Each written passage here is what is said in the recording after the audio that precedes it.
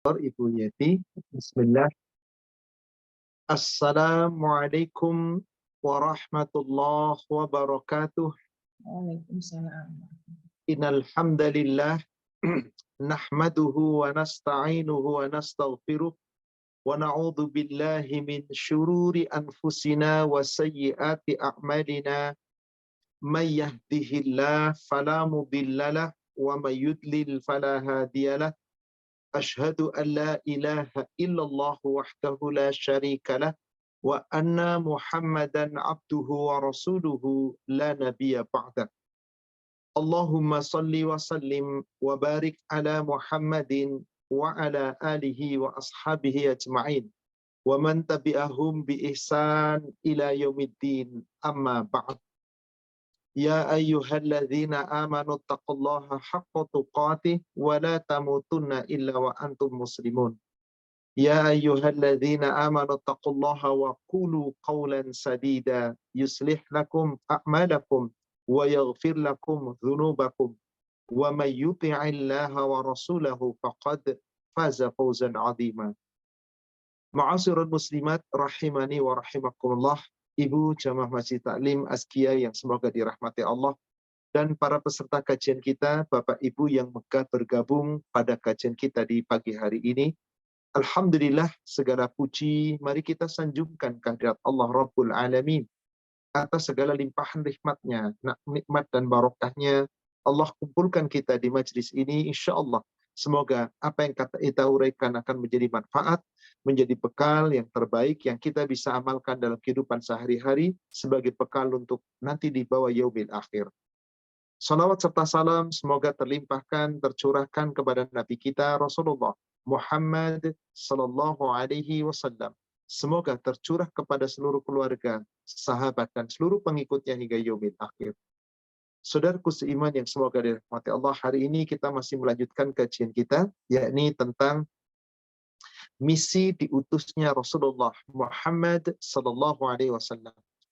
Setelah kita membahas di pertemuan pertama di bulan lalu, misi Rasulullah diutus adalah untuk memurnikan tauhid, yakni mengajak umat manusia agar bertauhid, hanya beribadah kepada Allah, tidak boleh menyekutukan Allah, memurnikan ketaatan hanya kepada Allah, ikhlas hanya beribadah kepada Allah. Kemudian juga kita telah uraikan misi yang berikutnya, yang kedua adalah Rasulullah SAW diutus untuk menyempurnakan akhlak, menyempurnakan kemuliaan akhlak. Dan Rasulullah ada orang yang akhlaknya paling mulia. Rasul diutus untuk menyempurnakan kesalehan akhlak. Maka orang yang paling soleh di muka bumi adalah Rasulullah. Dan kita sudah uraikan tentang contoh-contoh kemuliaan akhlak Rasulullah. Sehingga patut kita tiru, patut kita amalkan. Berikutnya kita akan membahas hari ini salah satu misi diutusnya Rasulullah SAW. Beliau diperintahkan oleh Allah memberikan kabar gembira di dunia ini. Berupa kabar gembira tentang orang-orang yang mentaati Allah dan Rasulnya akan mendapatkan pahala, rahmat, barokah, dan puncaknya adalah surga. Dan Rasul juga memberikan kabar peringatan. Peringatan kepada orang-orang yang tidak mau mentaati Allah dan Rasulnya akan ada ancaman, azab neraka. Dan kelak Rasul pun akan menjadi saksi atas segala perbuatan yang kita lakukan di muka bumi ini. Apapun, sekecil apapun, dalam urusan ketaatan, dalam urusan ibadah, nanti Rasul akan menjadi saksi dan akan ditanya, apakah umatnya ini sudah sesuai ibadahnya dengan contoh Rasul atau tidak. Maka Rasul diutus sebagai basyiran wa nadhiran, dan sebagai pemberikan, yakni saksi, syahidan, menjadi saksi atas seluruh perbuatan kita. Untuk itu, saudara sekalian, agar nanti di saat Rasul bersaksi di hadapan Allah atas perbuatan kita, cocokkah perbuatan kita sesuai dengan aturan Allah dan Rasulnya atau tidak? Tentu kita harus berhati-hati dalam menjalankan segala aturan. Karena Rasul pula diutus oleh Allah membawa syariat, menyempurnakan syariat. Maka syariat Islam sudah sempurna, syariat Islam sudah sempurna, penuh, tetap, tidak ditambah, tidak dikurang. Inilah yang akan kita uraikan di sesi kedua tentang misi diutusnya Rasul sallallahu alaihi wasallam. Mari kita buka sebagai muqaddimah surat Al-Ahzab surat 33 ayat 45 dan ayat 46.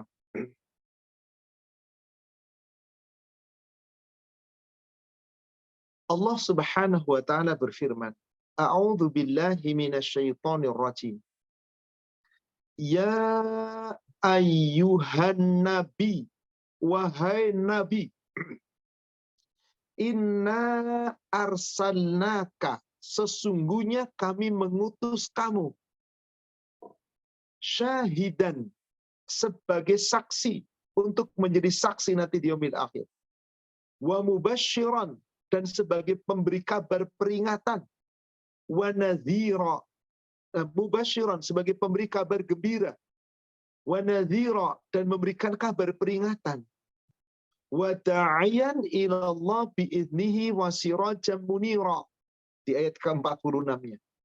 Dan Rasulullah sallallahu alaihi wasallam diperintah oleh Allah untuk menyeru kepada agama Allah. Bi'idnihi, dengan izin Allah. Wa sirajan munira, sebagai cahaya yang menerangi, yang terang benderang. Ini membawa Al-Quran, membawa keterangan-keterangan yang jelas di dalam Al-Hadis. Itulah yang dimaksud sirajan munira, sebagai cahaya yang menerangi. Siapa yang mengikuti jalannya Rasul, Allah berikan jaminan akan mendapatkan cahaya yang menerangi.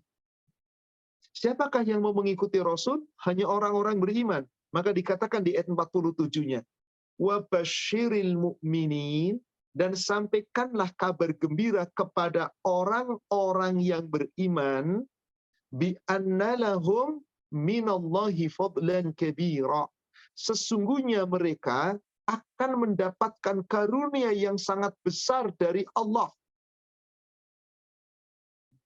Akan mendapatkan karunia yang sangat besar dari Allah. Maka agar kita betul-betul mendapat karunia dari Allah tadi, mendapatkan kabar gembira tentang surga ini, wajib kita hanya ikuti Allah dan Rasulnya. Nggak boleh kita mengikuti orang-orang kafir atau orang-orang munafik. Di ayat 48-nya. وَلَا تُطِعِ الْكَافِرِينَ وَالْمُنَافِقِينَ. Jangan engkau, hai Muhammad, menuruti orang-orang kafir dan orang-orang munafik. Karena banyak orang kafir hendak memadamkan agama Islam. Orang kafir hendak apa? Melencengkan orang Islam dari ajaran Islam. Yang terkadang orang Islamnya sudah mau ikut-ikutan. Orang-orang munafik demikian, hendak meninggalkan orang Islam dari syariat Islam.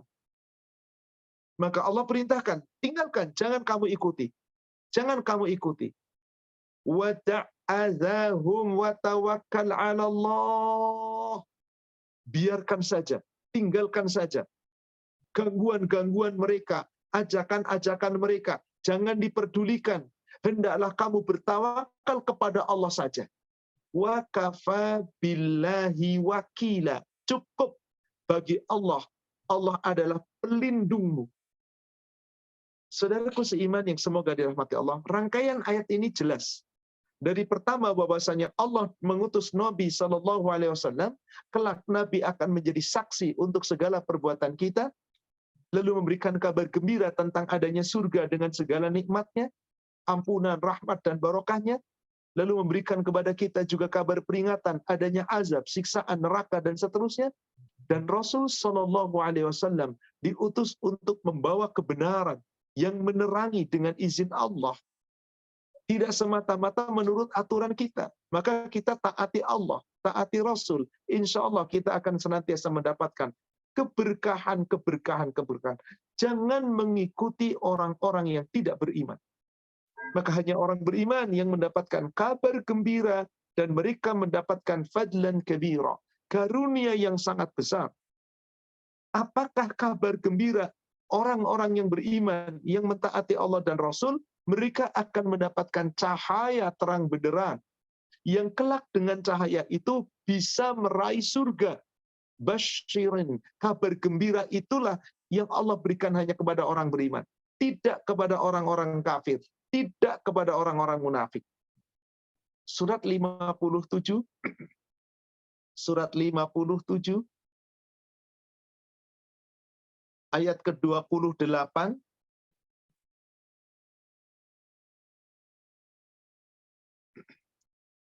Ya ayyuhalladzina amanu, hai orang-orang yang beriman, ittaqullah, bertakwalah kamu kepada Allah, wa aminu bi rasulih, dan tetaplah kamu beriman kepada rasulnya, yakni Muhammad sallallahu alaihi wasallam. Kenapa kita harus tetap beriman kepada Rasul? Karena tadi Rasul diutus untuk kita ikuti, untuk kita taati. Karena nanti akan memberikan kabar kepada kita, kabar gembira jika kita mentaati, kabar peringatan jika kita tidak mentaati, dan kelak akan menjadi saksi atas perbuatan kita. Kalau kita benar-benar mentaati Allah dan Rasulnya, Allah berikan janji di sini. Yu'tikum kiflaini min rahmatihi.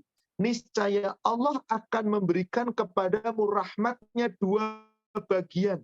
Wa yaj'al lakum nura. Allah akan berikan untukmu cahaya, yakni cahaya iman yang terpancar di dalam diri kita, di hadapannya, di sebelah kanannya. Tamshuna bihi, yang dengan cahaya iman itu kalian berjalan, yaitu berjalan menuju surga. Wa yaghfir lakum, dan Allah mengampuni kamu.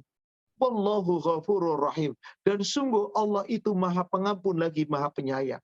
Saudara sekalian, bukankah seseorang tidak akan masuk surga kecuali dengan rahmat Allah? Bukankah seseorang hanya akan meraih surga kecuali dengan rahmat Allah? Bukankah rahmat Allah itu hanya Allah berikan kepada orang-orang yang khusus, yang tidak semua orang akan mendapatkannya? Lalu bagaimana agar kita bisa mendapatkan rahmat Allah? Taati Allah, taati Rasul. Kamu akan mendapatkan rahmat Allah. Dengan rahmat Allah, Allah berikan di sini adalah cahaya. yakni rahmat dua bagian cahaya. Dengan cahaya berjalan. Kemana yang dimaksud berjalan? Berjalan menuju surga. Hanya orang-orang yang mendapatkan rahmatnya saja, yang dengan rahmatnya diberi cahaya iman, dengan cahaya iman itu berjalan. Inilah kabar gembira yang Rasul sampaikan kepada kita. Siapa yang betul-betul mau mentaati Rasul, insya Allah dapat kabar ini. Dan kelak di yaumil akhir, betul-betul cahaya iman itu Allah akan berikan kepada kita. Masih surat yang sama, kita mundur ke ayat 12.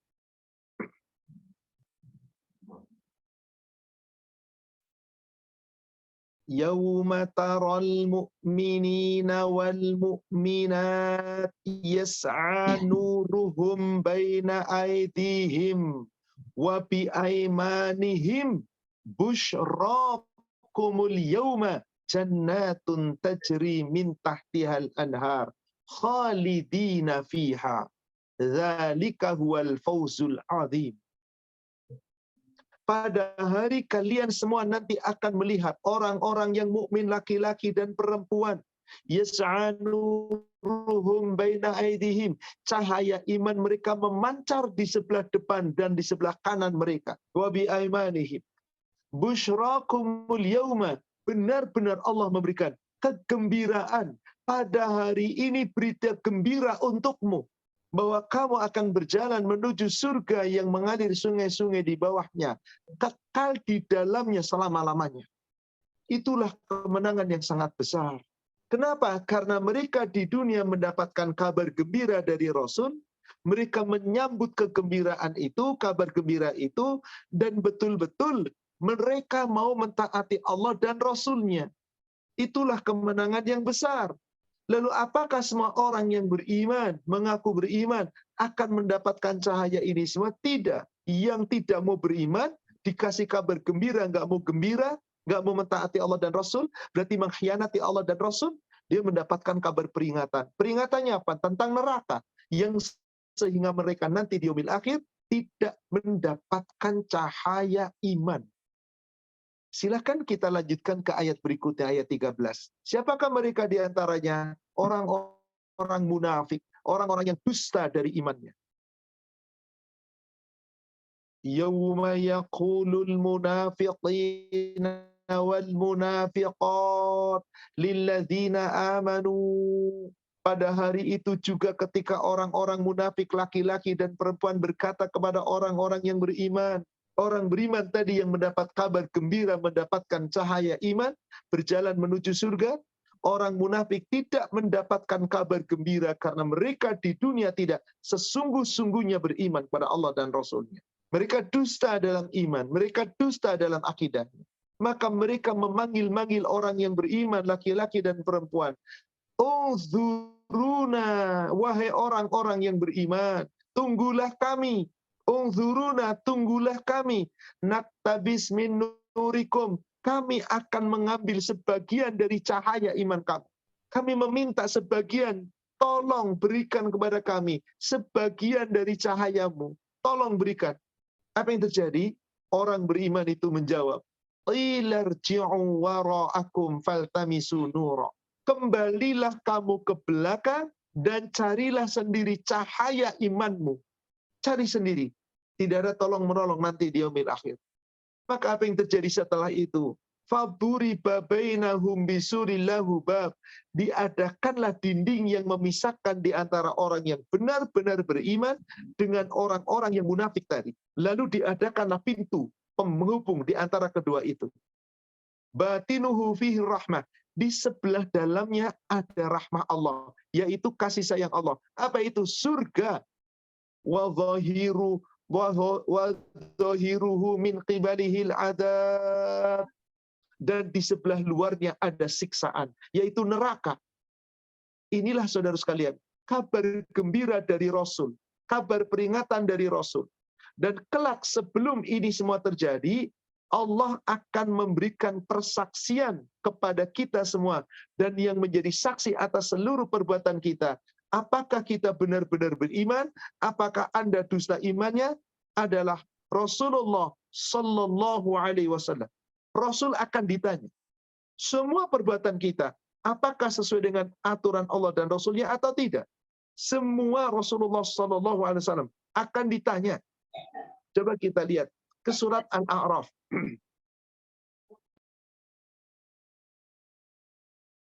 Kita lihat dari ayat yang kelima. Surat 7 Al-A'raf dari ayat kelima.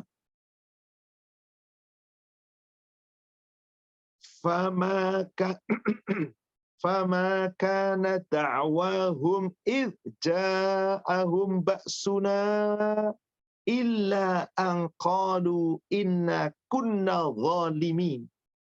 Maka ketika siksaan kami telah datang menimpa mereka, yaitu ketika mereka tidak memiliki cahaya iman, dikasih peringatan oleh Allah di dunia melalui Rasulnya tidak mau mengikuti Rasul, tidak mentaati Allah dan Rasul, maka keluhan mereka ketika siksaan nanti di yaumil akhir menimpa mereka adalah qalu inna kunna zalimin. Sesungguhnya kami adalah benar-benar orang yang zalim. Pengakuan zalim sudah terjadi di yaumil akhir. Sudah terjadi di dunia kedzalimannya, diperingatkan nggak nurut, diberi peringatan nggak mau, dikasih kabar gembira nggak mau gembira, yang ada terperdaya dengan perbuatan dunia, dan berbuat tetapi tidak mengikuti aturan Allah dan Rasul, maka mereka nyesel. Satu ucapannya adalah, kami adalah orang-orang yang zalim. Maka apa yang terjadi nanti di padang mahsyar? Di ayat yang ke-6-nya. Wala nas'alanna alladzina ursila ilaihim.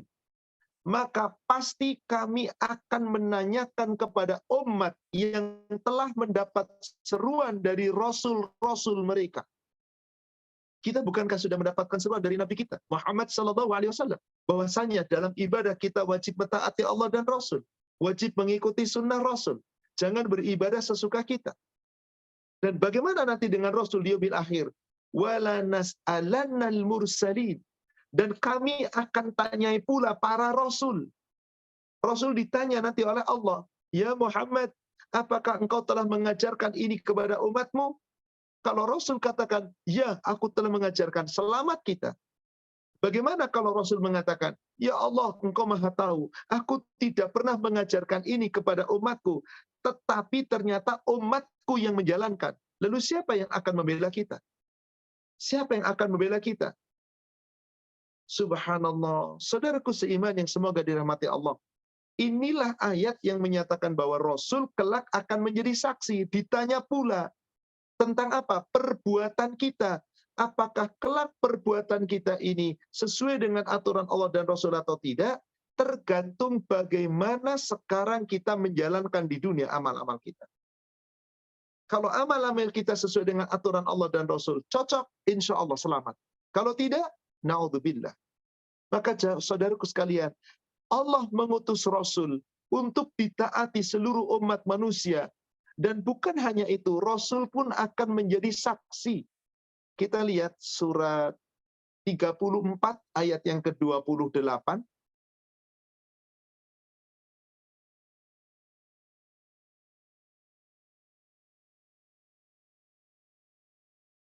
Wa ma arsalna, dan tidaklah kami mengutus.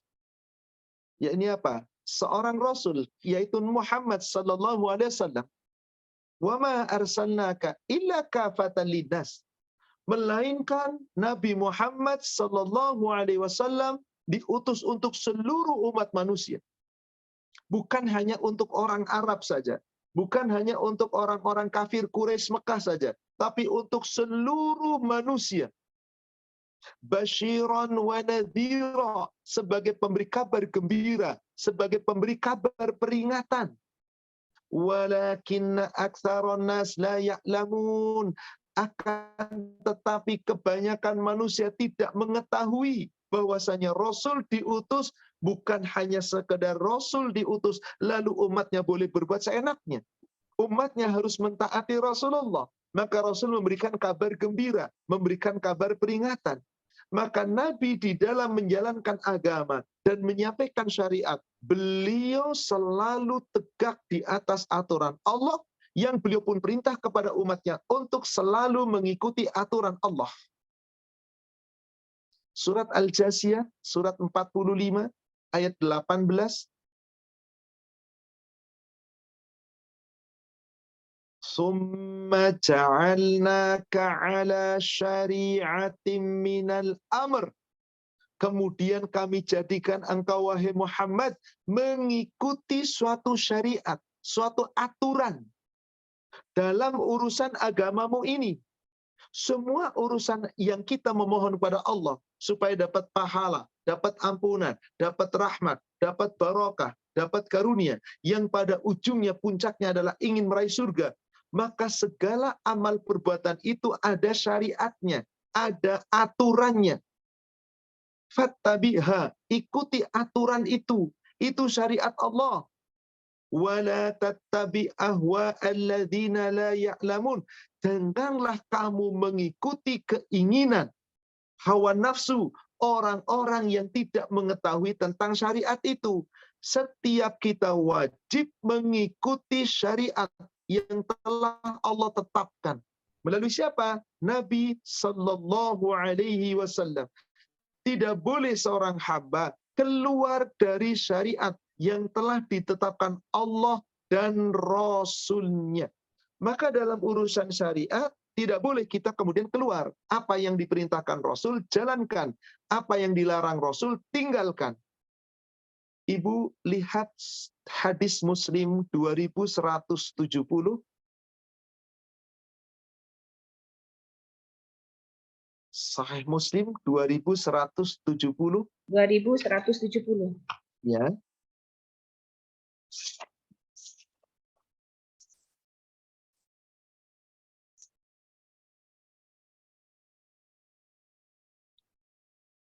Bismillahirrahmanirrahim.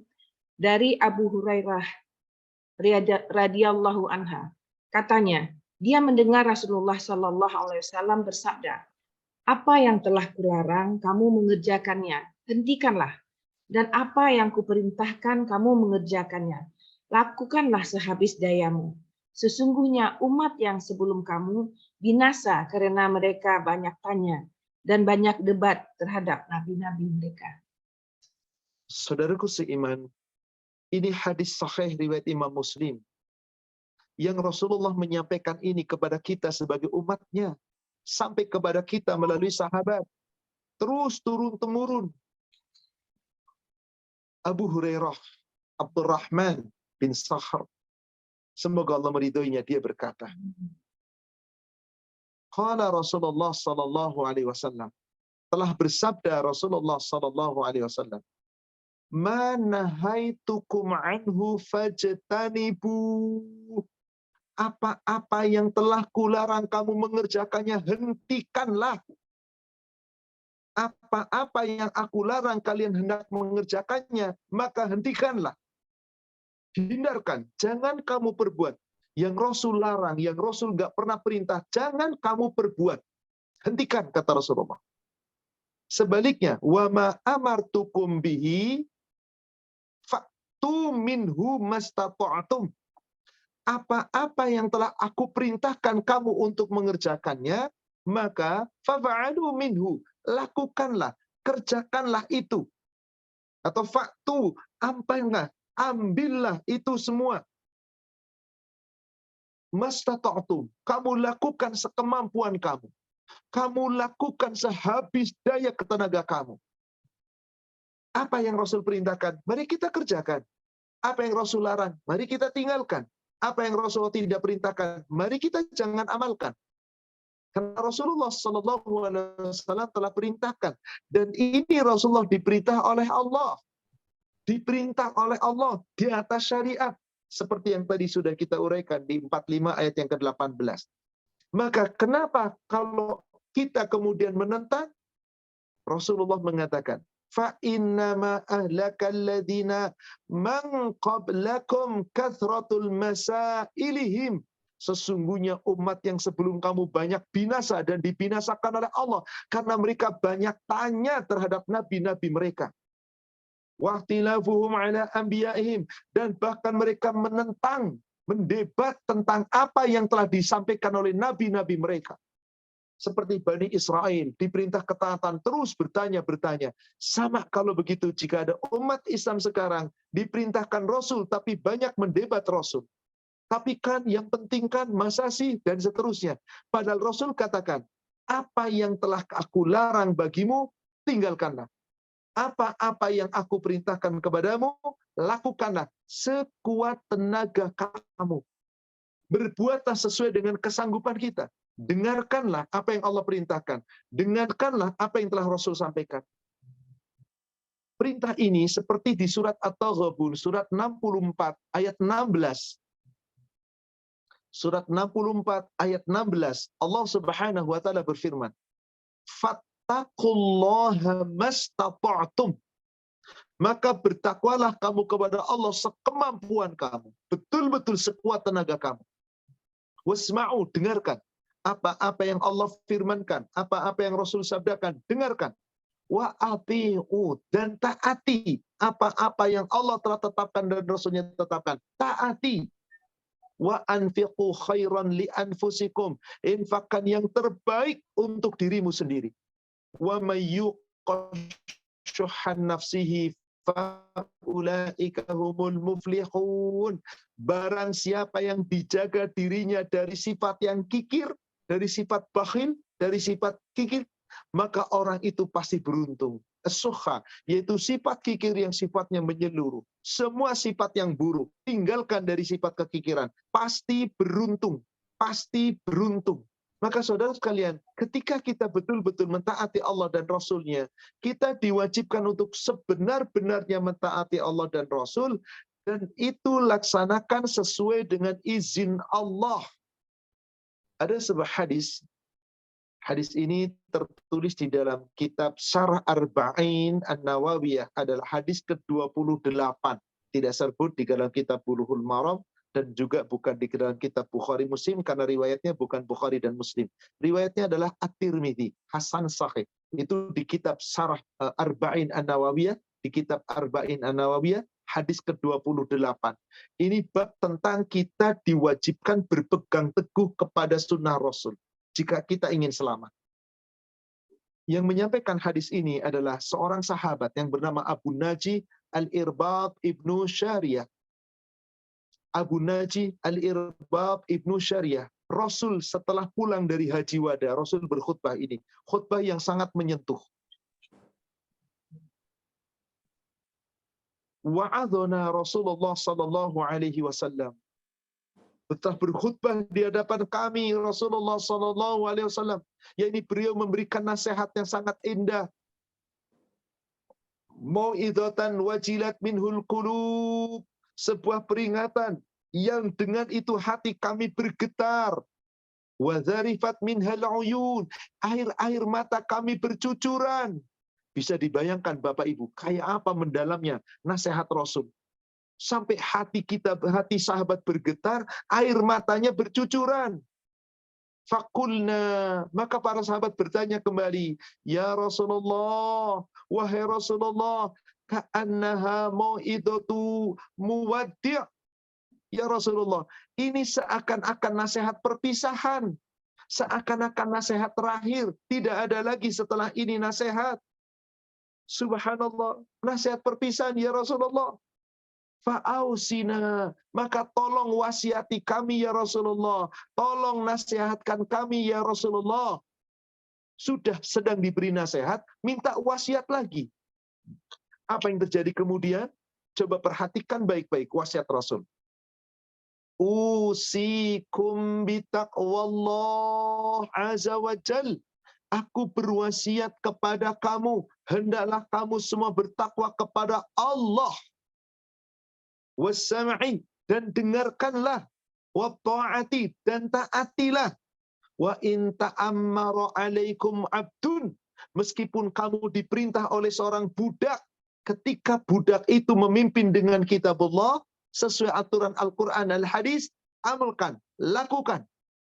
Fa innahu may ya'ish minkum fasayarallahu ikhtilafan katsira. Maka sesungguhnya barang siapa di antara kalian yang masih hidup sepeninggalku, kamu akan menyaksikan banyaknya perselisihan dalam urusan agama. Kita lihat sekarang, perselisihan umat Islam dengan umat Islam. Dalam urusan agama, dalam urusan ilmu agama. Tata cara ibadah, fikih, tata cara amalia, ubudiyah. Berselisih manusia satu dengan yang lain. Ini mengatakan bid'ah, ini mengatakan sunnah, ini yang mengatakan dolalah, ini mengatakan tidak mengapa, ini mengatakan sunnah, ini mengatakan bid'ah tapi hasanah, dan seterusnya saling berselisih. Demi Allah Bapak Ibu sekalian, Anda tidak pernah akan tahu mana yang hak, mana yang batil, bahkan Anda akan ikut terpancing dalam perselisihan jika Anda tidak tahu ilmunya. Maka bagaimana pendapat Rasul kalau ada perselisihan yang sangat banyak?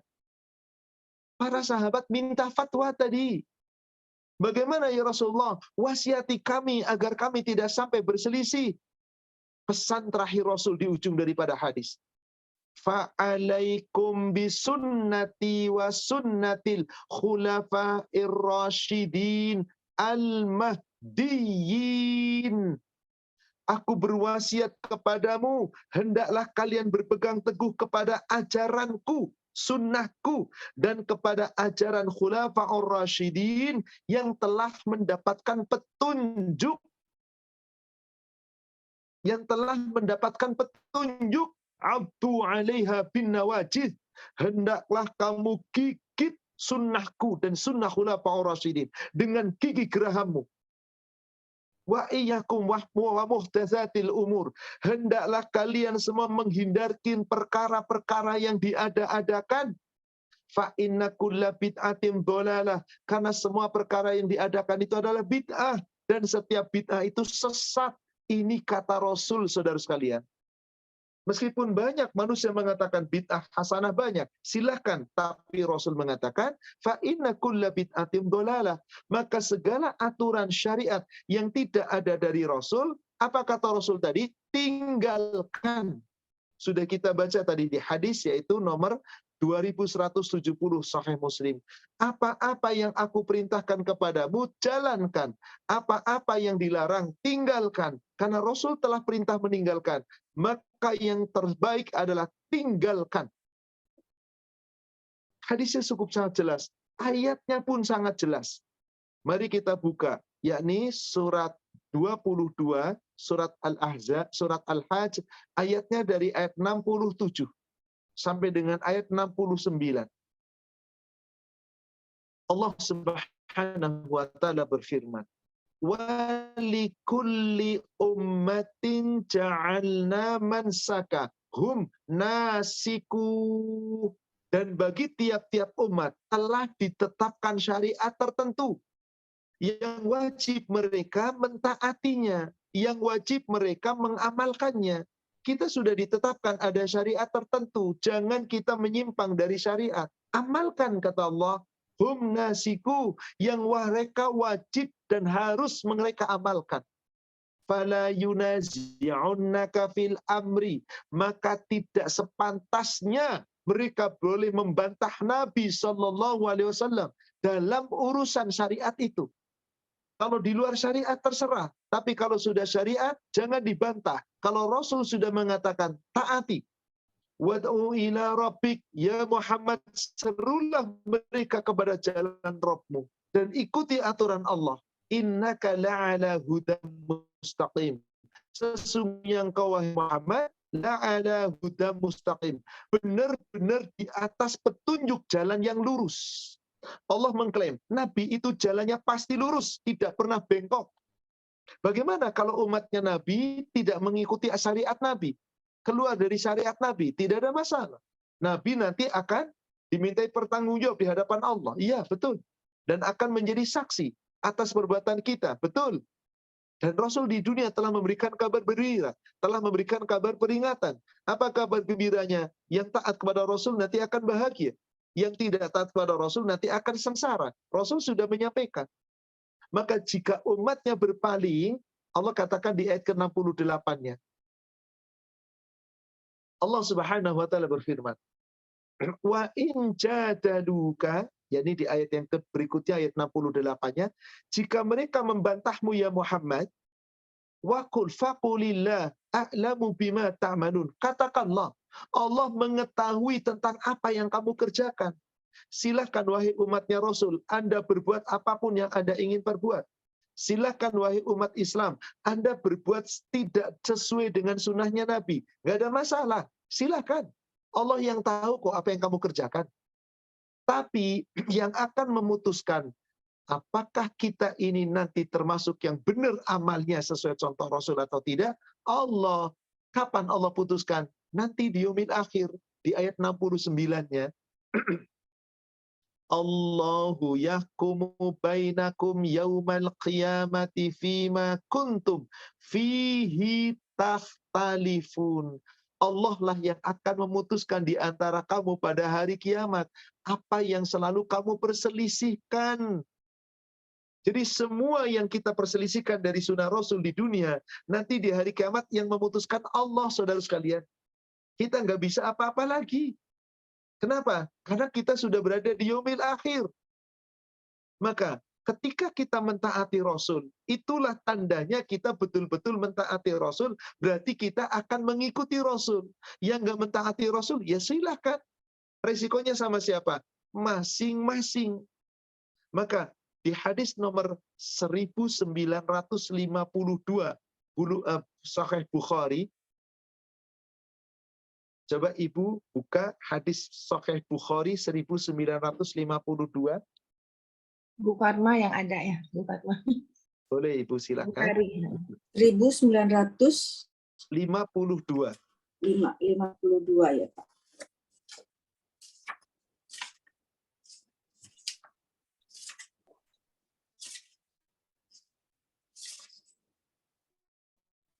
Dari Abu Hurairah radhiyallahu anhu bahwa Rasulullah Shallallahu alaihi wasallam bersabda, setiap umatku masuk ke dalam surga selain orang yang enggan. Mereka bertanya, ya Rasulullah, siapakah yang enggan itu? Jawab beliau, siapa yang mematuhi perintahku masuk surga, dan siapa yang melanggar perintahku maka sesungguhnya orang itu enggan. Coba perhatikan baik-baik hadis ini, saudaraku seiman yang semoga dirahmati Allah. Abu Hurairah mendengar Rasulullah SAW bersabda, kullu ummati yadkhulunal jannah. Kata Rasulullah, setiap umatku pasti masuk ke dalam surga. Illa man min aba, kecuali yang tidak mau, kecuali yang enggan. Siapakah umatku, kata Rasulullah? Semua umat Islam yang telah mengucapkan syahadat pasti masuk surga. Tapi ada umat Islam yang enggan masuk surga. Selain orang yang enggan, berarti ada umat Islam nggak mau masuk surga. Maka sahabat bertanya, qalu ya Rasulullah. Aku bertanya, wahai Rasulullah, wa may ya'ba? Siapakah orang yang enggan masuk surga itu? Qala, Rasulullah menjawab. Perhatikan jawaban Rasul. Man ata'ani dakhalal jannah. Siapa saja umatku yang mentaati aku masuk surga. Wa man asani faqad aba. Tapi siapa umatku yang melanggar perintahku, sesungguhnya orang itu enggan masuk surga. Ingat, kita wajib mengikuti segala yang telah Rasul sampaikan. Supaya kita masuk surga. Yang melanggar sunnahnya Rasul, berarti Anda enggan masuk surga. Allahu Akbar. Seperti ini peringatan Rasul. Tidakkah kita takut? Meskipun mohon maaf sama sekali, saudaraku seiman, betapa banyak umat Islam zaman sekarang membuat-buat aturan-aturan dalam hal bermacam-macam. Tata cara ibadah, tata cara macam-macam. Yang tujuannya sesungguhnya ingin mendapatkan pahala dari Allah. Yang tidak pernah dicontohkan Rasul, tidak pernah diberikan oleh Rasul. Tapi mereka terus berbuat. Maka dipersilahkan, berarti mereka itu enggan. Yang namanya enggan berarti tidak mau mengikuti sunnah Rasul. Apa artinya? Rasul Shallallahu Alaihi Wasallam tidak akan membela kita nanti. Kenapa? Karena urusan ibadah itu, subhanallah, kalau para sahabat itu dalam urusan dunia itu silahkan. Tapi kalau urusannya sudah syariat, urusan hadis Rasul, urusan amalia, ini luar biasa. Coba, ini salah satu contoh ilustrasi. Ali bin Abi Thalib, bagaimana ketika berpegang teguh kepada sunnah Rasul. Sahih Muslim 1026. Sahih Muslim 1026. 1026, iya. Bismillahirrahmanirrahim. Dari Suwaid bin Ghafalah radhiyallahu anhu, katanya, Ali bin Abi Thalib pernah berkata, berbicara mengenai hadis Rasulullah SAW, aku lebih suka tersungkur dari langit daripada aku mengucapkan hadis yang tidak pernah diucapkan oleh beliau. Lain halnya, bila aku berbicara denganmu membicarakan persoalanku dengan kamu, maka sesungguhnya perang itu adalah tipu muslihat. Aku pernah mendengar Rasulullah SAW bersabda, nanti bakal muncul di akhir zaman pemuda-pemuda berpikiran bodoh, pandai mengucapkan kata yang muluk-muluk dan bicara manis. Pandai membaca Quran, tapi tidak melewati kerongkang mereka, hanya sekedar baca-baca saja. Mereka keluar dari agama Islam bagaikan anak panah yang keluar dari busurnya. Tidak akan pernah kembali. Apabila kamu bertemu dengan mereka, bunuhlah mereka. Karena sesungguhnya membunuh mereka itu dapat pahala di sisi Allah kelak di hari kiamat. Subhanallah. Tapi tentu saja untuk zaman sekarang nggak bisa kita main bunuh saja orang yang hafal Quran tapi nggak mengamalkan, tidak bisa. Ini perintah Rasul yang begitu kerasnya. Agar jangan sampai umatnya menjalankan sesuatu yang tidak dicontohkan Rasul. Meninggalkan bid'ah, apapun. Meskipun banyak yang mengatakan bahwa bid'ah itu ada yang hasanah. Tapi Rasul tidak pernah mengatakan itu.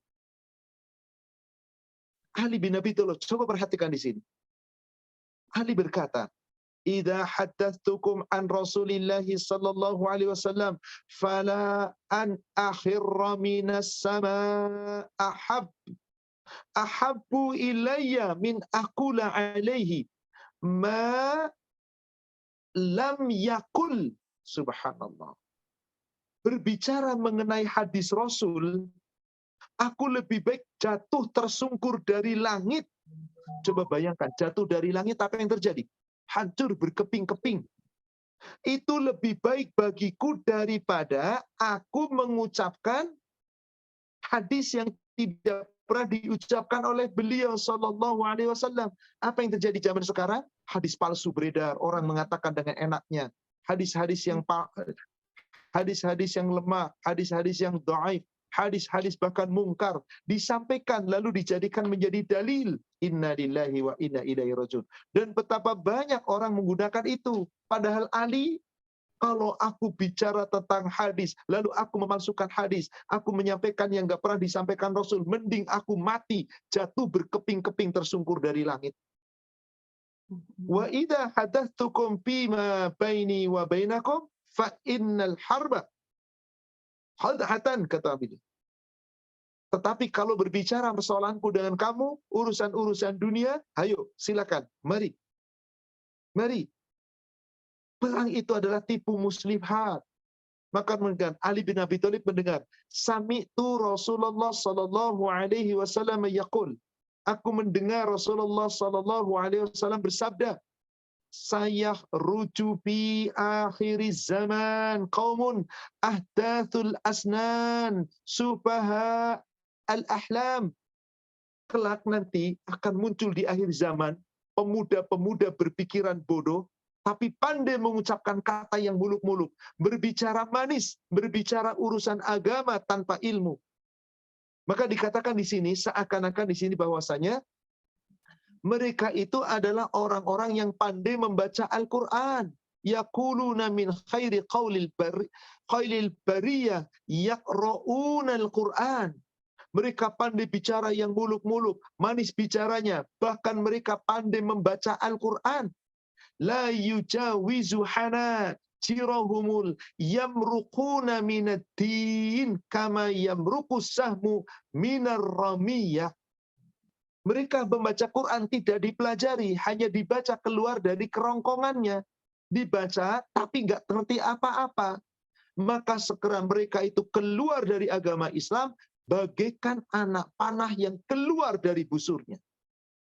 Apa artinya? Islam begitu cepat, syariatnya hilang. Meskipun mereka baca Quran, tapi kehidupan sehari-harinya, akidahnya, amal ibadahnya tidak berlandaskan Al-Quran. Itulah yang dimaksud pandai membaca Quran, tetapi tidak sampai ke kerongkongan, hanya lewat saja, dan tidak pernah dipahami, karena nggak pernah dipelajari. Akhirnya akidah Islamnya copot, meskipun dia baca Quran. Saudaraku seiman, bukankah ini sebuah peringatan? Bukankah ini sebuah peringatan? Bahkan orang-orang yang hanya baca Quran tidak memahami apapun, perbuatannya, amalnya, akhlaknya, ibadahnya nggak sesuai Quran, padahal dia baca Quran, kata Allah melalui Rasulnya, ini seburuk-buruk makhluk. Ibu baca hadis berikutnya, yang nomor 1027-nya. Dari Abu Dzar radhiyallahu anhu, katanya Rasulullah SAW bersabda, sepeninggalku kelak akan muncul suatu kaum yang pandai membaca Quran, tetapi tidak melewati kerongkongan mereka, hanya sekedar baca saja. Mereka keluar dari agama, seperti anak panah keluar dari busurnya, di mana mereka tidak pernah lagi kembali ke dalam agama itu. Mereka itu adalah sejahat-jahat makhluk dan tingkah laku mereka. Na'udzubillah. Summa na'udzubillah. Betapa penting kita tadabbur Al-Quran. Jangan hanya sekedar dibaca Al-Quran. Nabi SAW sudah mengingatkan ini. 1400 tahun lalu ketika beliau masih hidup. Inna ba'di min ummati aw sayakunu ba'di min ummati qaumun yaqra'una al-Qur'an la yujawizu halaqi wala qimahum. Mereka membaca Quran, pandai membaca Quran, tetapi tidak melewati kerongkongan mereka, hanya sekedar baca saja. Yahrujuna minad-din kama yahruju as-sahmu minar ramiyah. Mereka akan keluar daripada agama seperti anak panah lepas dari busur. Summa la ya'uduna fihum. Kemudian apa yang terjadi? Mereka tidak pernah lagi kembali kepada agama mereka. Mereka tidak ikuti syariat agamanya. Hanya sekedar pengakuan agama. Dikatakanlah, mereka itu adalah syarruhul khaliq wal khalifah. Itu sejahat-jahat makhluk. Dan itulah tingkah laku yang paling buruk. Ini tentu menjadi peringatan kepada kita semuanya, saudaraku sekalian. Kenapa? Siapa yang mengada-adakan, siapa yang berani mengatakan sesuatu yang bukan dari Rasul, lalu dikatakan ini hadis, ini luar biasa, ancamannya berat, beratnya luar biasa. Meskipun banyak umat Islam yang enteng saja menyampaikan hadis-hadis palsu, menyampaikan hadis-hadis yang maudhu, hadis-hadis yang dhaif, hadis yang tidak pernah disampaikan oleh Rasul. Apa pesan Rasul kepada kita? Lihat Muslim 2518. Muslim 2518. 2018 ya.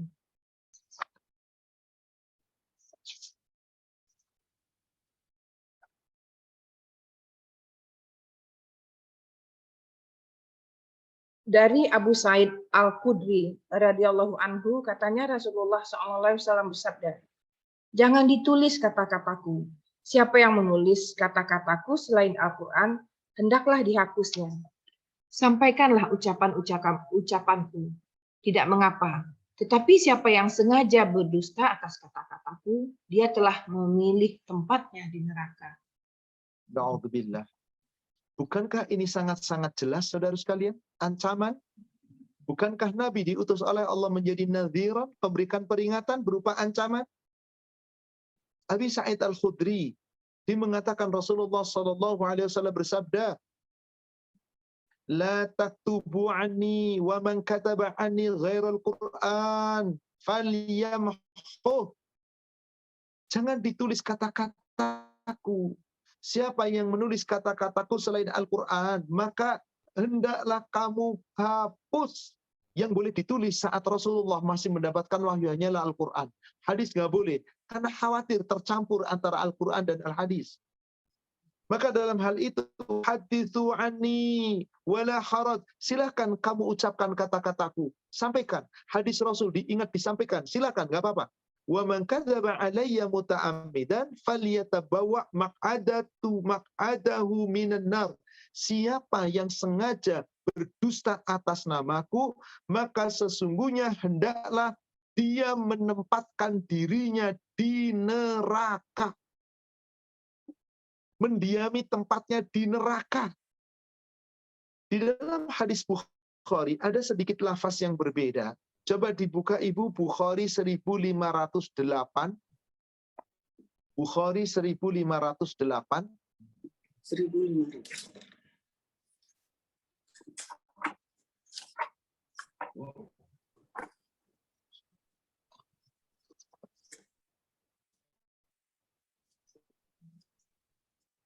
Ya. Dari Abdullah bin Amr radhiyallahu anhu, Nabi Shallallahu Alaihi Wasallam bersabda, sampaikanlah pesanku biarpun satu ayat atau sepatah kata.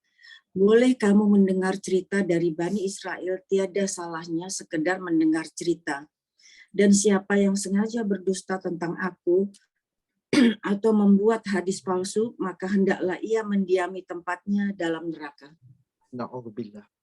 Ini pemberian peringatan yang sangat tegas berupa ancaman dari Nabi Shallallahu Alaihi Wasallam. Dan tidak mungkin Nabi mengucapkan ini kecuali atas perintah Allah. Abdullah bin Amr, semoga Allah meridainya, mengatakan, qala Nabi Shallallahu Alaihi Wasallam, balighu anni walau ayat. Sampaikan dariku meskipun hanya satu ayat, sepatah kata saja, asal benar. Zaman sekarang orang menyampaikan hadis, sampaikan dari Rasul meskipun satu ayat. Yang Anda sampaikan betul nggak hadisnya?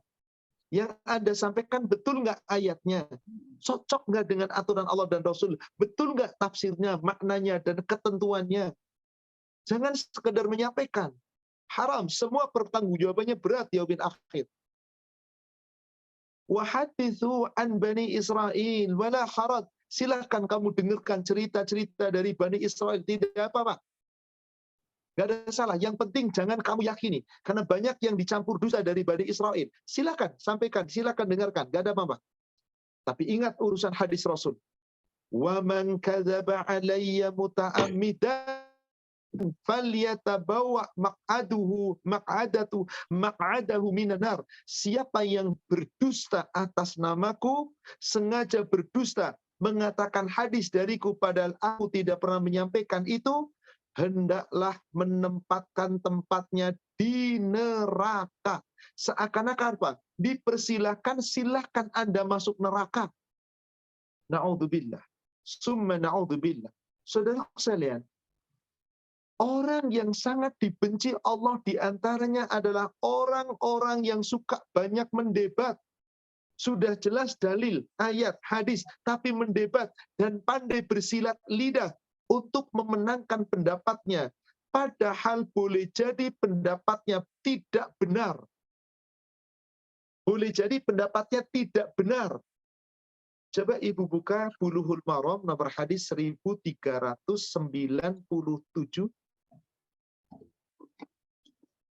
1397.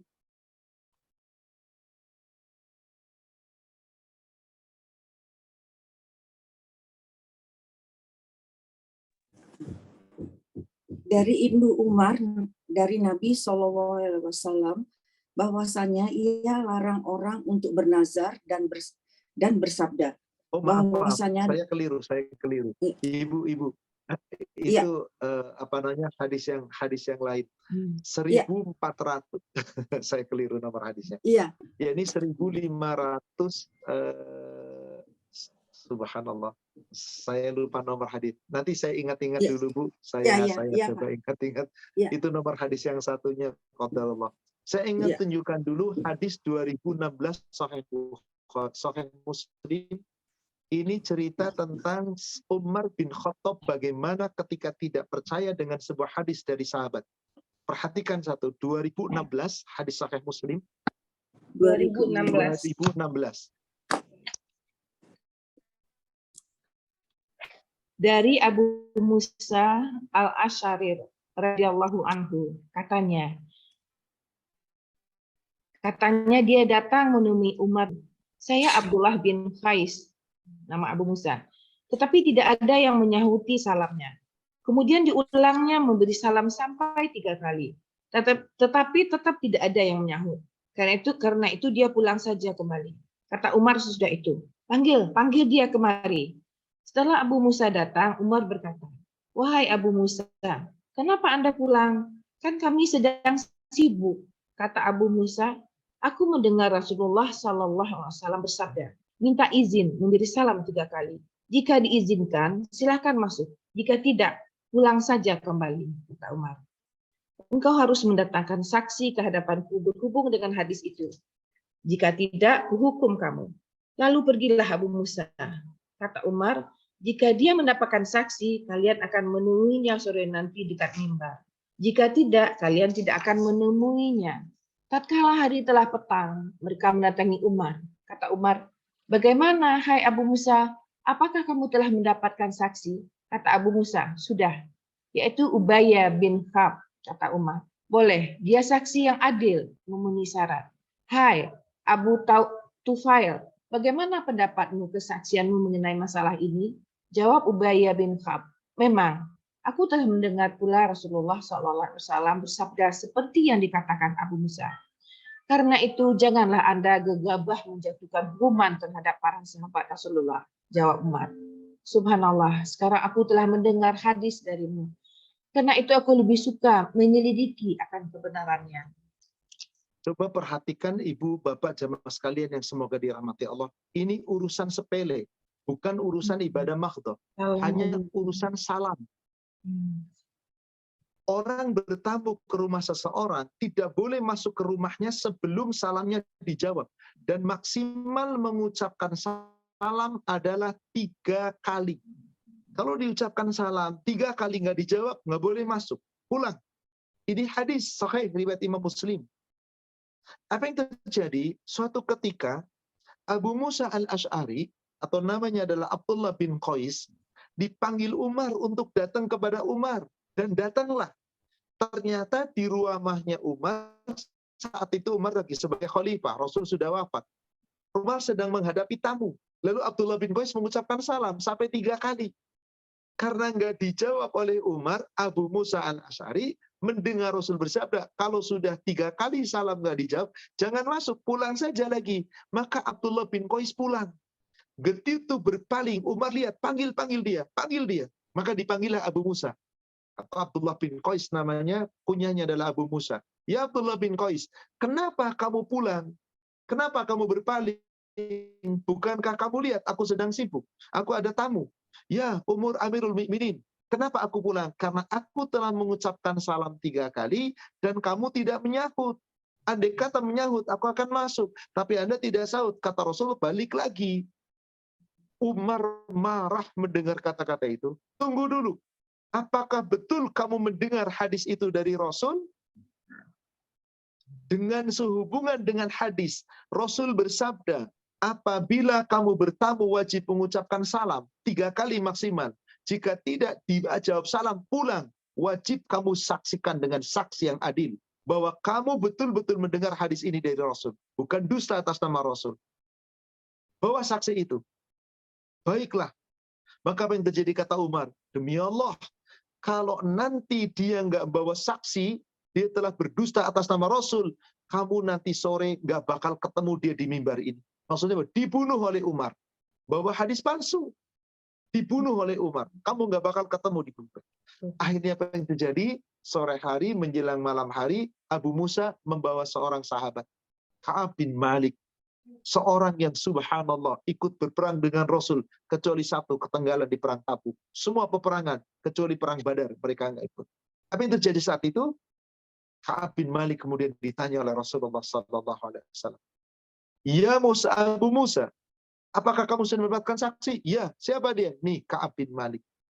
Bagus, cukup. Ka'ab bin Malik pun bagus. Kenapa? Ka'ab bin Malik tidak pernah dusta. Sejak dia diampuni oleh Allah, dia berjanji, demi Allah seumur hidupku aku nggak akan pernah dusta. Maka tidak mungkin dusta. Maka dipercaya betul oleh Umar. Maka dikatakanlah, ya Ka'ab bin Malik, pernahkah kamu mendengar sabda Nabi bahwa apabila kamu berucap salam, mau bertamu 3 kali salam, tidak diucapkan jawaban, maka tidak boleh masuk? Benar ya Rasulullah. Demi Allah, aku telah mendengar itu langsung dari lisan Nabi. Jangan gegabah kamu kepada sahabat Nabi. Dimarahin Umar bin Khattab sama Ka'ab bin Malik. Kenapa? Tadi mengancam hendak membunuh Abu Musa, Abdullah bin Qais. Jangan gegabah. Karena sesungguhnya Nabi telah bersabda dan aku mendengar ini. Apa kata Umar? Beliau berani mengakui kesalahan. Subhanallah. Hari ini, saat ini aku mendengar hadis dari Nabi. Karena aku tidak ingin ada orang berdusta atas Nabi. Maaf ini, urusan salam loh Pak. Sekarang urusan bid'ah dalam hadis betapa banyak dikemas. Hadis palsu melinti mana-mana. Di medsos, di Instagram, di mana-mana hadis palsu. Na'udzubillah. Dan diyakini oleh kebagian-bagian umat Islam, diamalkan. Lihat ini sahabat, salam saja, Umar bin Khattab sudah gemetar, mengancam dengan pembunuhan. Andai kata sahabat Abdullah bin Qais tidak mampu memberikan saksi bahwa dia telah mendengar ini dari Rasul. Kenapa sampai Umar mengancam membunuh? Sebab orang yang membuat hadis palsu itu tempatnya di neraka. Mending dihukum di dunia, dia tobat supaya tidak masuk neraka. Bukankah Rasul telah mengatakan demikian? Yang sengaja menyampaikan yang bukan dariku, hendakkah menempatkan dirinya di dalam neraka? Saudaraku seiman, mari kita berhati-hati. Misinya Rasul diutus oleh Allah kepada kita bukan sekedar kita ikuti melalui hawa nafsu, mengikuti aturan. Maka tadi saya katakan orang yang paling besar penentangannya di dalam Al-Quran adalah hadis nomor 1556. Afwan. 1556. Afwan, PDF-nya 1564. 1556 Pak. Bulughul Maram 1556.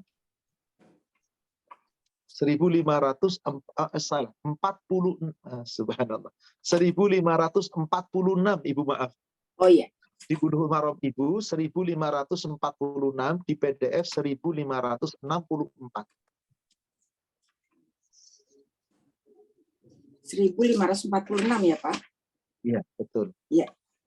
Dari Aisyah ia berkata, telah bersabda Rasulullah SAW, laki-laki yang paling dibenci Allah ialah pembantah yang melompat ke sana kemari. Sepertinya Ya, terjemahannya salah. kurang tepat ya, kurang enak. Oke. Coba yang di PDF dibaca, pasti beda terjemahannya.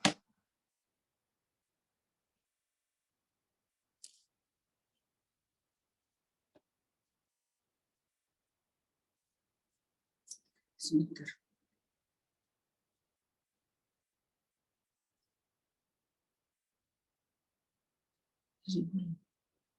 Ketemu, baik, saya bacakan kalau nggak hadisnya. Iya. Abghadur rijal ilallah al-alladul khasim. Orang yang paling dibenci Allah ialah orang yang suka membantah. Orang yang suka membantah alat, membantah cari-cari alasan. Setelah membantah, sudah jelas dalilnya, ini tegas dalilnya, ayatnya, hadisnya, tapi dia bantah. Dan bukan cuma membantah saja, tetapi apa? Al-khasim, yaitu orang itu mencari pendapat untuk memenangkan dirinya. Mencari-cari pendapat untuk menangkan dirinya. Padahal salah. Jadi apa kalau bahasa kitanya ya? Pintar berargumen, pintar berdebat, tapi bukan mendebat kebenaran, tetapi mendebat kesalahannya dia. Hanya untuk menyatakan dirinya benar. Itulah orang yang sangat dibenci Allah. Maaf, bukankah betapa banyak umat Islam sekarang mendebat dalil-dalil? Hadisnya sangat jelas, ayatnya sangat jelas, tapi didebat dengan kata-kata, dengan retorika, sehingga apa? Ingin memenangkan pendapatnya, tapi kan yang penting dan bermacam-macam alasan, semuanya itu boleh Anda lakukan di dunia. Tapi demi Allah, nanti siapapun kita di yaumil akhir akan dimintai pertanggungjawaban. Maka semoga kita termasuk orang-orang yang insya Allah senantiasa menjaga aturan-aturan Allah, menjaga ketaatan kepada Rasul. Dengan kita mentaati Allah dan Rasul, semoga kita akan ditempatkan di dalam surga. Saya tutup dengan sebuah ayat Al-Quran, surat An-Nisa ayat 69.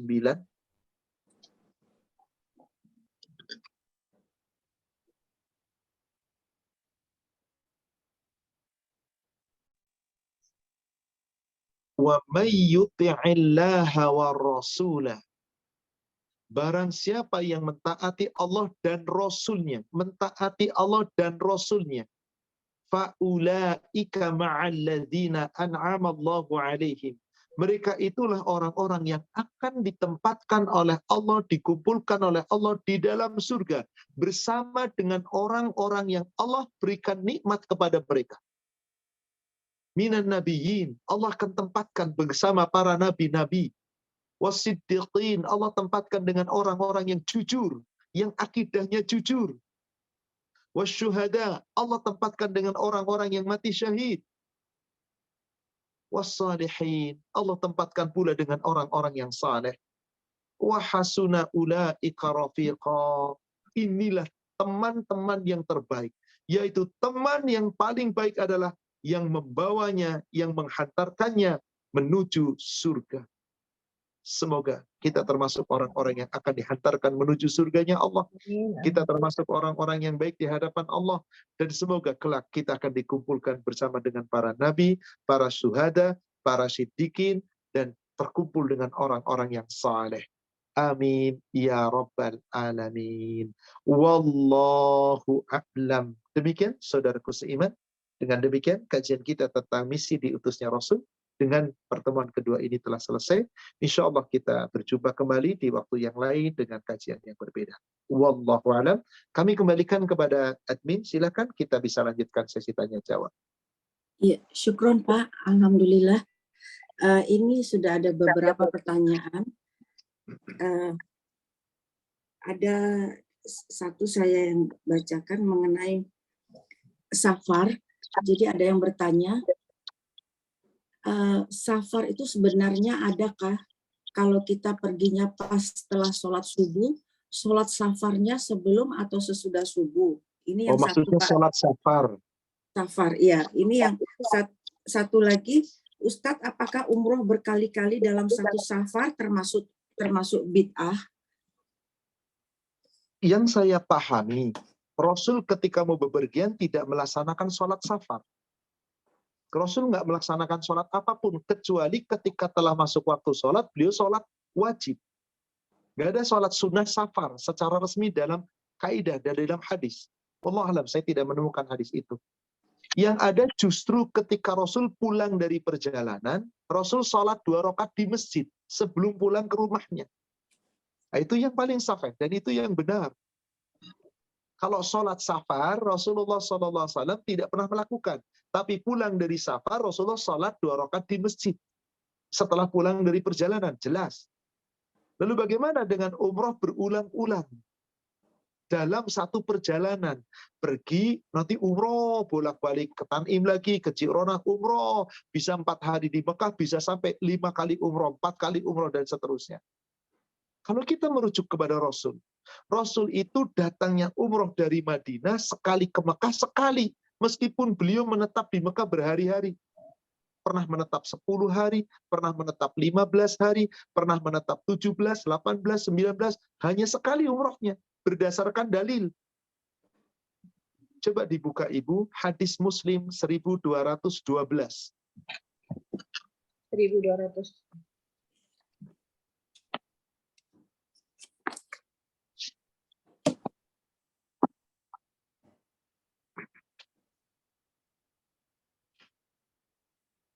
(1212) ya, Ustaz.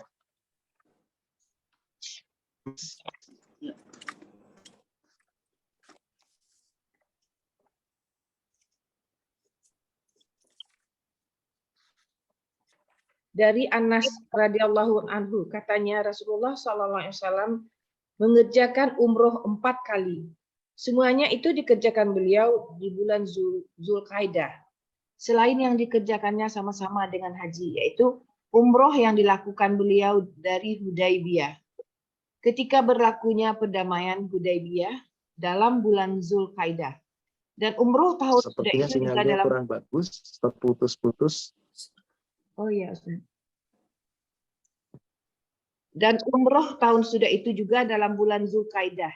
Dan umroh yang dilakukan beliau dari Ji'ranah ketika membagikan harta rampasan perang Hunain, juga di bulan Zulkaidah.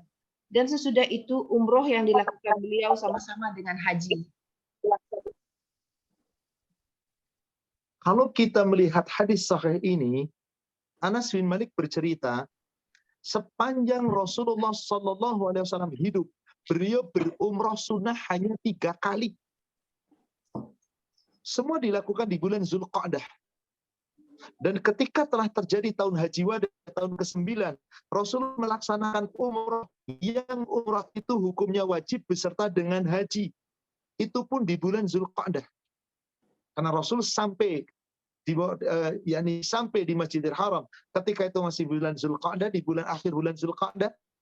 Kemudian setelah itu dilanjutkan dengan haji, yaitu Haji Wada. Jadi jelas bahwanya Rasul sampai di Mekah tidak pernah berumrah berulang-ulang sebagaimana kebanyakan orang berbuat. Yang mereka berdalil, kan ada Ji'ronah, kan ada Tanim. Saudara sekalian, Ji'ronah dan Tanim adalah mikot bagi orang-orang yang berada di sekitar itu, atau mikot bagi orang yang ketinggalan umroh di saat berhaji karena suatu alasan, atau bagi orang yang tidak punya umroh sampainya di sana ingin berumroh. Rasul tahun waktu umroh pertama dikerjakan di bulan Zulqa'dah. Rasulullah juga melaksanakannya kemudian ketika di perjanjian Hudaybiyah juga di bulan Zulqa'dah. Kemudian bulan berikutnya Rasulullah ketika membaci rampasan perang dari Ji'ronah, yaitu di Fatu Mekah tahun 8 Hijriah. Rasulullah tidak punya niat umroh, maka Rasul tidak berumroh. Setelah perang di perang Hunain, balik lagi ke Mekah, sambil membagi-bagi rampasan perang, Rasul berniat umroh, tapi sudah melewati mikot. Mikatnya Rasul itu Bir Ali. Maka Rasul membuat tempat namanya Ji'ronah, dijadikan menjadi tempat mikot. Orang-orang yang sudah datang ke Mekah, yang sudah melewati batas mikot, tapi tidak punya niat umroh, dan baru berniat umroh sudah sampai, disitulah beliau. Maka beliau berumroh. Dan bagaimana dengan umroh yang lain, yaitu selain daripada Ji'ronah, maka ada satu tempat yang Rasulullah SAW Tanim. Itu adalah umroh bagi orang-orang yang di saat dia berhaji tidak mampu umroh karena ketahan, sakit, haid, nifas, seperti Aisyah dan beberapa istrinya Abu Bakar, Asma binti Umais. Itu saat itu nifas, Aisyah saat itu haid.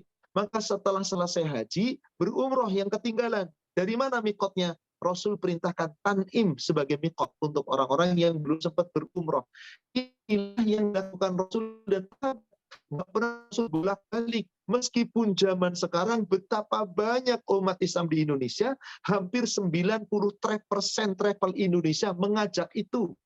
Umroh bolak-balik sampai Mekah, kemudian apa? Naik bus, naik mobil, kemudian apa? Bayar, naik taksi dan seterusnya sampai ke Tan'im yang dekatnya Tan'im, sampai ke Ji'rona yang dekatnya Ji'rona. Setelah itu datang lagi umroh lagi, balik lagi besok begitu lagi. Ini umroh untuk saya, besok umroh badal untuk fulan, untuk fulan, untuk fulan.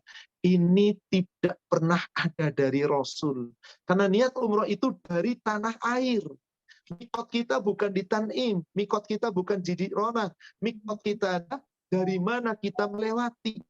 Kalau kita lewat Madinah, mikot kita adalah Bil'ah atau Zulhulaifah. Kalau kita naik pesawat yang langsung Jeddah, biasanya lewatnya Yaman atau Yalamlam di atas pesawat. Dan bahkan yang namanya Jeddah itu bukan mikot, itu batas sudah melewati mikot. Tapi banyak pula umat Islam mikotnya di Jeddah. Wallahu a'lam. Yang jelas kalau kembali kepada sunnah Rasul, Rasul tidak pernah mikot, tidak pernah umroh berulang-ulang sesampainya di Mekah. Demikian wallahu a'lam. Syukron, Pak. Untuk pertanyaan selanjutnya, apakah boleh mensupport kegiatan Maulid Nabi dengan memberikan sumbangan, dan apakah boleh mengkonsumsi minuman anggur tanpa alkohol? Saudaraku sekalian yang semoga dirahmati Allah, tentang amalan-amalan bid'ah tentu saja ini menjadi tanggung jawab masing-masing.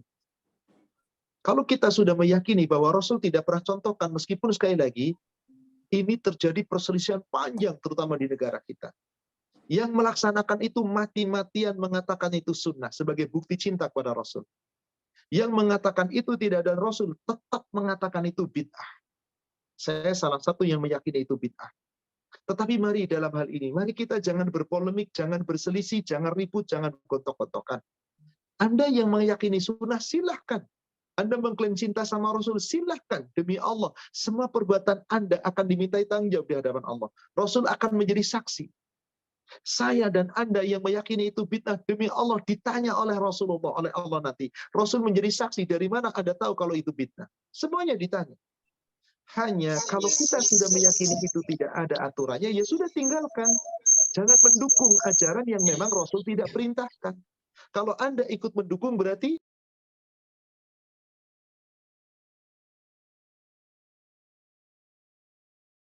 telah perintahkan supaya apa? Supaya Rasulullah SAW tinggalkan yang tidak dicontohkan Rasul. Jadi dalam hal ini, tolong gak usah diperuncing lah yang seperti ini. Silakan Bapak Ibu meyakini yang mana. Jangan ribut, jangan berantem, jangan gontok-gontokan. Demi Allah, yang meyakini itu adalah ibadah, sunnah, ditanya oleh Allah. Dan Rasul bertanggung jawab nanti. Akan dimintai pertanggung jawab. Yang tidak itu, yang meninggalkan itu pun sama akan dimintai tanggung jawab. Tinggal yang penting kita di sini, mari cari ilmu, mari kita beribadah dengan baik. Mana yang Anda yakini amalkan, walakum a'malukum walana a'maluna. Tapi kaidah dalam agama di surat 5 ayat yang kedua di tengah-tengah ayat, wala ta'awanu 'alal ismi wal udwan. Jangan tolong menolong dalam perbuatan dosa, perbuatan permusuhan. Tapi tolong menolong dalam hal apa? Wa ta'awanu 'alal birri wat taqwa. Tolong menolong itu dalam kebaikan dan ketakwaan. Jadi silakan, maaf yang seperti ini saya pikir jangan diperuncing karena nanti akan timbul polemik. Jadi mohon sudahlah, mana yang paling Anda yakini amalkan. Bismillah. Demikian wallahu a'lam. Ada yang bertanya juga Pak mengenai tahlilan karena suaminya belum paham bagaimana hukumnya. Sama saja Ibu, kan Rasul nggak pernah contohkan. Rasul tadi mengatakan apa? Yang tidak pernah aku contohkan kan bid'ah. Yang bid'ah kata Rasul apa? Tinggalkan. Kata Rasul apa? Apa-apa yang telah aku larang, tinggalkan. Tapi banyak yang meyakini tahlilan itu juga sunnah. Silakan. Saya berharap semuanya dengan legowo, cari ilmunya. Jangan cuma ingat dengar. Cari ilmunya, cari dalilnya. Ustadz, bagaimana caranya mengetahui ini sunnah, ini bid'ah? Caranya tahu ini sunnah, semua amal ibadah pasti berlandaskan dalil. Ada dalil yang dicantumkan. Ini ada hadis, riwayat siapa? Pasti. Tapi semua yang tidak ada dalil berarti tidak dari Rasul. Rasul katakan tadi, tinggalkan. Coba ibu buka Sahih Muslim 1700 dan 1701.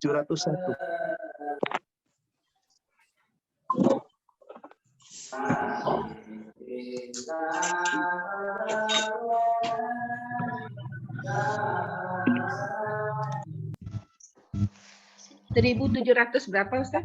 1700 dan 701.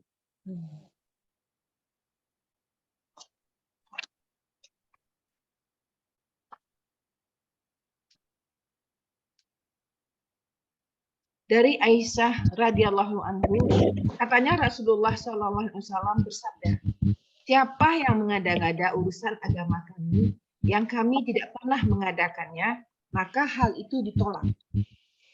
Dari Aisyah radhiyallahu anha, katanya Rasulullah SAW bersabda, siapa yang mengamalkan suatu amal atau ibadat yang tidak pernah kami lakukan, maka amalnya ditolak. Ini kata Rasul, saudara sekalian. Dan ini hadis sahih. Ya, apa yang meyakini, ya sudah yakini. Yang nggak ada dari Rasul, ya sudah, nggak usah dikerjakan. Kan kata Rasulullah, aku larang. Bid'ah itu kan dilarang, ya sudah tinggalkan. Man ahdatsa fi amrina falaysa minhu fahuwa raddun. Barang siapa yang mengada-adakan suatu amalan yang tidak ada contohnya dari kami, maka tertolak. Di hadis berikutnya, man amila amalan falaysa min hadza raddun. Siapa yang beramal suatu amalan yang tidak ada contohnya dari kami, tertolak. Demi Allah, Rasul nggak pernah mencontohkan tahlilan, kematian dan seterusnya. Tahlilan dan yasin di malam Jumat, demi Allah Rasul nggak mencontohkan. Meskipun 95% lebih umat Islam di Indonesia meyakini benar, mengamalkan, silakan. Saya meyakini ini hadis sahih, maka saya tidak berbuat. Yang berbuat nggak ada masalah, silakan. Toh kita tanggung jawab. Yang mengadakan upacara perayaan, nanti ada maulidan, nanti ada rajaban, nanti ada nuzulul Quran. Ditanya, Bapak Ibu, silahkan beramal. Saya katakan tadi, 2016 Sahih Muslim. Umar bin Khattab hanya urusan salam. Nggak berani sembarangan. Hadis tentang salam. Siapa bertamu mengucapkan salam 3 kali, nggak dijawab, pulang, jangan masuk. Itu hadis nggak ada kaitannya sama ibadah makhluk. Cuman salam loh ini urusannya. Umar mengancam, dibunuh tuh Amr bin Al-As. Dibunuh tuh yang namanya Abdullah bin Qais, Abu Musa al-Asy'ari. Kalau kamu nggak bawa saksi, lihat dia nggak bakal ada, kamu nggak bakal ketemu di mimbar. Hendak dibunuh oleh Umar. Tapi begitu ada saksi, Umar dengan legowo mengatakan, Alhamdulillah, Subhanallah, sekarang aku telah mendengar hadis dari Nabi. Orang sekelas Umar gak dengar hadis dari Nabi, dengarnya dari sahabat. Sami'na wa atokna, langsung apa yang dikatakan, mengancam membunuh langsung dikoreksi. Kalau gitu hadis ini dari Nabi. Kenapa? Aku tidak suka ada orang berdusta atas Nabi, maka aku harus yakin benar nggak ini dari Nabi. Adakah dalil tentang tahlilan? Ada dalil tentang yasinan? Ada, tetapi hadisnya palsu. Setiap sesuatu ada jantungnya. Jantung sesuatu itu paling baik. Maka Quran juga ada jantungnya. Jantungnya Quran adalah surat Yasin. Maka siapa yang meyakini surat Yasin jantungnya Quran, sehingga apapun acara yang dibaca adalah Yasin, dia mengamalkan hadis palsu, maudhu. Silakan berhadapan dengan Allah. Silakan tanggung jawab nanti di hadapan Allah. Jadi saudara sekalian, penting kita belajar. Tadi jangan hanya dibaca Quran, jangan jaga hadis, tapi kita pelajari, kita resapi, kita amalkan. Dan tiap kita bertanggung jawab masing-masing. Maka sekali lagi, Bapak Ibu, saya yakin yang ikut kajian kita terbelah. Ada yang sepaham dengan saya, ada yang sangat tidak setuju dengan saya. Tolong jangan kita bertengkar, jangan ribut. Saya punya keyakinan, Anda punya keyakinan, bismillah, amalkan. Tiap kita nanti di hadapan Allah akan dibeberkan. Siapa yang salah, siapa yang benar. Bismillah, nanti kita akan berjumpa di yaumil akhir. Baru tahu siapa yang salah, siapa yang benar nanti. Kata Allah tadi di surat 22 ayat 67 saya sampai ayat 69. Tapi kan Allah berikan kita akal. Rasul telah sampaikan, kita disuruh berpikir, kita disuruh merenung. Di ayat-ayat sudah diperintah Allah, taati Rasul. Pegang sunnah Rasul dengan gigi erat, dengan gigi geraham. Jangan sampai dilepaskan. Ini perintah saudara sekalian. Wallahu a'lam. Demikian. Masih bisa berapa lagi Pak? Ini sudah 11.28. Silakan, mungkin tiga lagi masih bisa. Oh iya, ini ada yang menanyakan tentang maulid dekat rumah ibu tersebut, speakernya terdengar sampai di rumah. Penceramah menyatakan tujuan mereka merayakan maulid untuk lebih mengenal Rasulullah SAW, sehingga perlu dilakukan. Para sahabat tidak merayakan maulid karena mereka hidup bersama Rasulullah, sehingga ini tidak bisa dibilang bid'ah. Karena dengan hal ini, bagaimana dengan hal ini Pak Ustadz?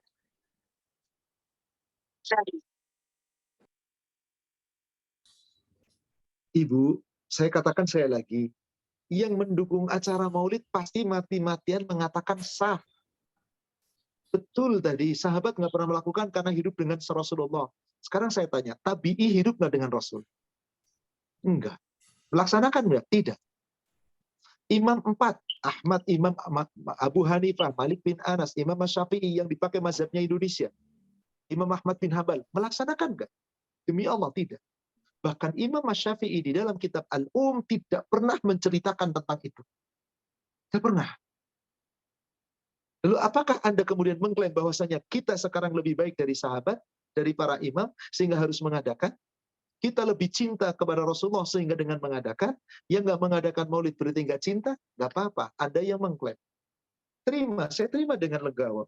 Tapi saya telah meyakini bahwa itu tidak ada contoh Rasul. Maka keyakinan saya nggak bisa dikalahkan dengan keyakinan Anda. Keyakinan Anda nggak bisa menerima keyakinan saya, nggak ada masalah. Sekali lagi saudara sekalian, di dunia kita bisa berargumen, di dunia kita bisa berpendapat, di dunia kita bisa bicara, tapi demi Allah, bicara kita, argumen kita, pendapat kita dipertanggungjawabkan di hadapan Allah. Itu aja. Sudah saya sampaikan tadi ayat-ayatnya. Surat 45 ayat 18 jelas. Surat ke-22 jelas. Maka yang berargumen bahwasanya boleh dengan argumen tersendiri. Saya berargumen dengan ayat dan dengan dalil. Hadisnya jelas, ayatnya jelas. Monggo ikut, nggak ada masalah. Nggak ikut, nggak ada masalah. Tolong saya katakan lagi para pembaca sekalian, para pendengar sekalian, para jamaah sekalian, jangan kita ributlah urusan ini. Monggo dengan legowo, lapang dada, buka hati kita masing-masing. Mana yang akan Anda ikuti, sudah. Jangan merasa paling benar. Demi Allah, saya nggak pernah merasa paling benar. Tapi saya merasa punya keyakinan dan ini yang saya sampaikan. Anda punya paling benar, merasa yang paling benar, dan Anda keyakinan, amalkan, monggo. Nggak bisa, pemahaman itu kemudian dipaksakan, nggak bisa. Saya hanya menyampaikan dalil-dalil. Sampai kapanpun di negara kita tuh, sampai kapanpun demi Allah ini nggak bakal selesai. Kenapa? Tiap-tiap masing-masing punya keinginan. Tapi saya tunjukkan ayat. Surat 75, ayat 13-15. Bapak, Ibu, jemaah sekalian, semua argumen kita, pendapat kita, keinginan kita, saya kembali berani bersumpah demi Allah, akan dipertanggungjawabkan di hadapan Allah, dan apabila benar Allah terima, kalau nggak benar, mau kayak apa alasannya nggak diterima. Yunabba'ul insan yauma idim bima qaddama wa akhar. Setiap manusia pada hari itu nanti di yaumil akhir akan diberitakan Allah semua yang diamalkan, semua yang dilalaikan, semua yang ikut sunnah Rasul, yang keluar dari sunnah Rasul, yang dikerjakan, yang diabaikan, semuanya nggak ada yang ketinggalan, satu kata pun. Balil insan ala nafsihi basirah. Bahkan manusia akan menjadi saksi atas perbuatan dirinya sendiri masing-masing. Walau alqa ma'adhirah. Meskipun mengemukakan alasan-alasan. Di dunia Anda bisa beralasan. Tapi kan kita bukan umatnya Rasul dulu. Sahabat ketemu Rasul, maka nggak ada maulidan. Maka sahabat kemudian nggak maulidan. Karena ketemu langsung dengan Rasul. Kita kan nggak ketemu Rasul. Kita kan cinta dengan Rasul. Ini kan alasan Anda. Alasan Anda harus dipertanggungjawabkan di hadapan Allah. Semua, saya beralasan. Alasan saya harus dipertanggungjawabkan di hadapan Allah. Tiap kita nanti diputuskan oleh Allah di yaumil akhir. Siapa yang ikut sunnah Rasul, siapa yang menentang sunnah Rasul, Allah putuskan. Jadi jangan berdebat di sini. Mari kita lakukan dengan ilmu, dengan hati nurani, dengan pikiran yang jernih, dengan keimanan, mengamalkan masing-masing, jangan saling menghujat satu sama lain. Jangan saling menghujat satu sama lain. Tapi yakini dengan apa yang Anda pelajari, bismillah, tanggung jawab kita masing-masing. Nggak ada tolong-menolong. Demi Allah, nggak ada tolong-menolong. Hatta Rasul nggak bisa nolong kita. Jika kita tidak mentaati. Bagaimana tadi hadis yang saya sampaikan? Rasul mengatakan, setiap umatku masuk surga, kecuali yang tidak mau masuk surga. Sahabat bertanya, ya Rasul, siapa yang enggan masuk surga? Yang mentaati aku, dia masuk surga. Yang nggak mau taat sama aku, berarti dia enggan. Ini kan sebuah ilustrasi yang sangat jelas, bahwa wajib kita mentaati Rasul. Yang namanya mentaati Rasul berarti jangan mendebat apa-apa yang disampaikan Rasul. Sami'na wa ata'na.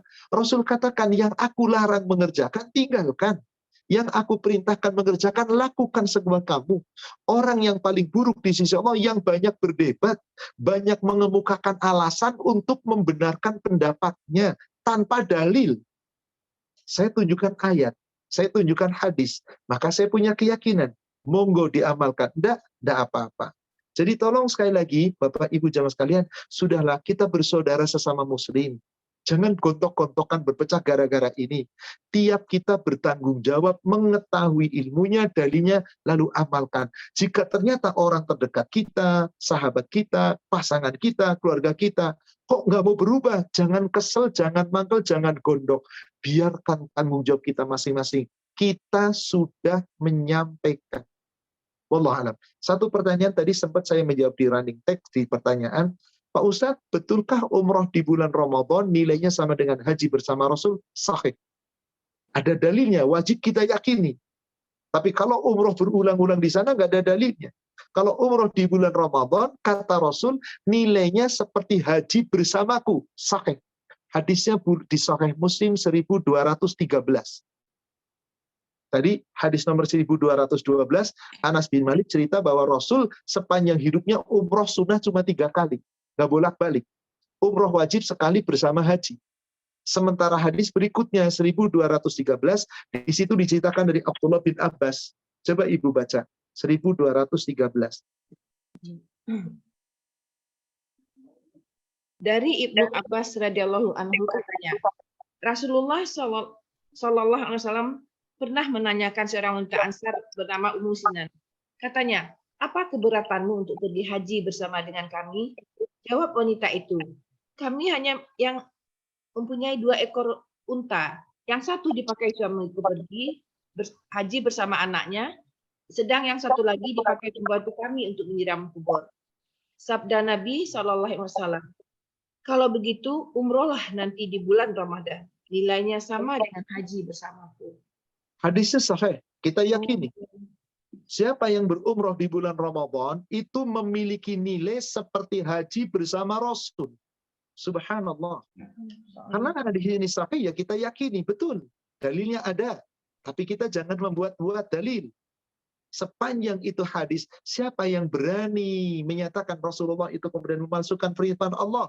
Lihat Ali tadi, berbicara urusan duniawi, mari kita berdebat, mari kita kemukan, tapi berbicara urusan hadis, demi Allah aku nggak mau berdosa atas nama Nabi meskipun sekata. Lebih baik aku jatuh tersungkur dari langit, mati berkeping-keping dibandingkan saya menyampaikan hadis palsu yang tidak disampaikan Rasul. Maka saya katakan tadi, betapa banyak sekarang umat-umat Islam yang menyampaikan hadis palsu luar biasa. Ternyata mereka tidak takut. Padahal ancaman Rasul yang menyampaikan hadis palsu hendaklah menempatkan dirinya di neraka. Wallahu a'lam, saudaraku seiman, sekali lagi memang ini kajian kita adalah bagaimana misi Rasul diutus. Otomatis saya harus menyampaikan secara tuntas. Apa saja misinya sudah kita uraikan, dan hari ini khusus tentang syariat. Ayat-ayat mengatakan, hadis-hadis menyatakan wajib mentaati syariat Allah dan Rasul. Yang mentaati monggo kita amalkan. Yang tidak mentaati, tidak ada masalah.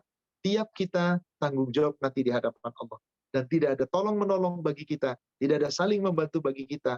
Walakum a'malukum, walana a'maluna. Bagi kamu amal kamu, bagi kami amal kami. Semoga Allah menerima amal ibadah kami.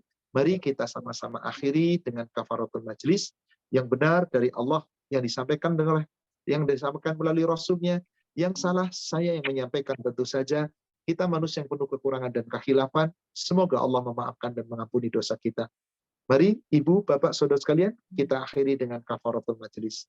Subhanaka Allahumma wa bihamdika asyhadu an la ilaha illa anta astaghfiruka wa atubu ilaik. Alhamdulillah billahi taufik. Assalamualaikum warahmatullahi wabarakatuh. Waalaikumsalam Waalaikumsalam warahmatullahi wabarakatuh. Jazakillah khair, Ustaz. Jazakallah khair, Pak. Barakallahu fiik.